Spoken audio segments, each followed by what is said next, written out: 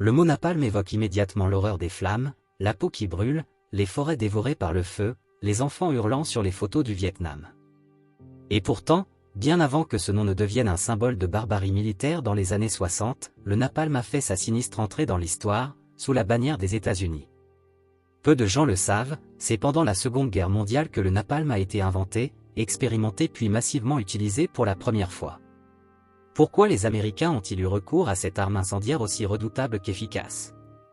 Quand, comment et contre qui l'ont-ils employée?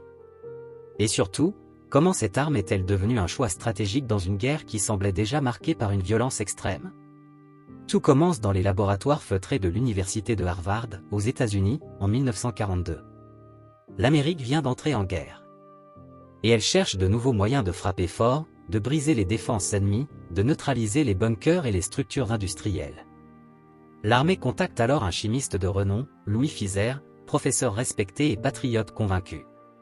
On lui confie une mission précise, inventer un nouvel agent incendiaire plus stable, plus facile à transporter, et surtout plus destructeur que l'essence ou le phosphore utilisés jusque-là. Le résultat, le napalm. Ce mot est une contraction des deux ingrédients principaux du mélange initial, le naphthénate et le palmitate d'aluminium. Le tout est mélangé à une essence gélifiée qui adhère à la peau, aux murs, aux véhicules et brûle à plus de 1000 degrés Celsius. Fieser dira plus tard, « Je n'avais aucune idée que cela allait devenir une arme emblématique. Pour moi, c'était un défi scientifique. » Les premiers tests sont menés dans le plus grand secret, dans les forêts de l'État de New York, puis dans le désert californien. On y brûle des cabanes, des chars factices, des mannequins. L'effet est jugé stupéfiant. En 1943, le napalm est officiellement adopté par l'armée américaine. Il est conditionné dans des bombes de 227 kg environ, larguées par avion. L'un des premiers objectifs de cette arme n'est pas l'Europe, mais le Pacifique. Pourquoi? Parce que les Japonais, retranchés sur des îles comme Seppan, Iwo Jima ou Okinawa, utilisent des réseaux de grottes, de bunkers souterrains et de caches forestières que les bombes classiques n'arrivent pas à détruire. Le napalm, en revanche, pénètre dans les interstices, s'infiltre dans les cavités, et y met littéralement le feu. Un soldat américain, interrogé après la bataille de Gam, racontera « On ne savait jamais ce qu'il y avait dans ces grottes. Alors on lançait du napalm. C'était brutal. Mais mieux que de voir sortir un Japonais avec une baïonnette. » À partir de 1944, l'utilisation du napalm devient systématique. Les soldats américains, sur les plages du Pacifique, demandent de plus en plus de ces bombes. À Tinian, les bombardiers en larguent sur des positions fortifiées. À Peleliu, c'est même l'un des facteurs de la prise rapide de certains bastions japonais. Mais le moment décisif survient quand l'armée américaine commence à préparer les raids massifs sur les villes japonaises. L'idée d'envahir le Japon par la force terrestre fait frémir les stratèges, on estime que cela coûterait plusieurs centaines de milliers de vies américaines. Il faut donc casser le moral des Japonais. Et c'est là qu'entre en scène l'un des épisodes les plus sombres de la guerre. Dans la nuit du 9 au 10 mars 1945, près de 350 bombardiers B-29 américains survolent Tokyo. Leur cargaison? Des dizaines de milliers de bombes au napalm, larguées à basse altitude. Le but n'est plus de viser une cible militaire précise, mais de raser les quartiers populaires faits de bois et de papier. Ce bombardement porte un nom, Opération Meeting House. En quelques heures, un incendie d'enfer ravage la capitale nippone. Le vent attise les flammes. Des centaines de milliers d'habitants fuient dans les rues. Certains se jettent dans les canaux ou l'eau bout à cause de la chaleur. Le bilan? Plus de 100 000 morts, presque tous civils.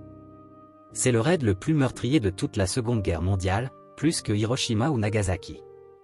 Le colonel Curtis LeMay, responsable des bombardements, déclarera froidement « Si nous avions perdu la guerre, nous aurions été jugés pour crimes de guerre. » Il n'avait pas tort. Après Tokyo, d'autres villes japonaises subissent le même sort, Osaka, Kobe, Nagoya. Chaque fois, des bombes au napalm pleuvent.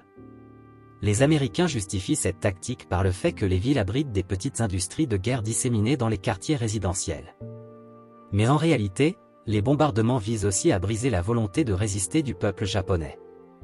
Des témoins japonais raconteront des scènes insoutenables. À Tokyo, une infirmière dira « J'ai vu une mère courir, en flammes, avec son bébé dans les bras. Le feu était collé à sa peau, comme de la poix. Elle est tombée. » Son enfant aussi. Le napalm était-il efficace? Oui, terriblement. Il pouvait anéantir des tranchées, détruire des fortifications, brûler des entrepôts. Mais il était aussi indiscriminé. Et dans un théâtre de guerre aussi densément peuplé que les villes japonaises, son utilisation a causé des ravages que les historiens continuent à débattre. Dans un rapport de l'US Air Force de 1946, on lit que le napalm a été la technologie la plus décisive de la guerre dans le Pacifique après le radar et l'atome. Pourtant, ce même rapport reconnaît que l'impact psychologique sur les équipages a été immense. Beaucoup de pilotes ont rapporté des cauchemars à vie après avoir vu des villes entières transformées en volcans de flammes. L'usage du napalm ne s'est pas arrêté avec la capitulation du Japon en août 1945. Il sera perfectionné, amélioré et utilisé à nouveau en Corée, puis au Vietnam. Mais ce qui est crucial de comprendre, c'est que la genèse de cette arme, sa doctrine d'utilisation, son impact stratégique, tout a été testé pour la première fois pendant la Seconde Guerre mondiale. Une guerre totale, qui ne laissait plus de place à la distinction entre civils et militaires, entre moyens et finalités. L'histoire du napalm pendant la Seconde Guerre mondiale est donc à la fois celle d'un triomphe technologique et d'un abîme moral. Ce n'est pas un simple épisode militaire, c'est une leçon, comment une démocratie, dans la logique impitoyable de la guerre, peut adopter les armes les plus brutales au nom de la victoire.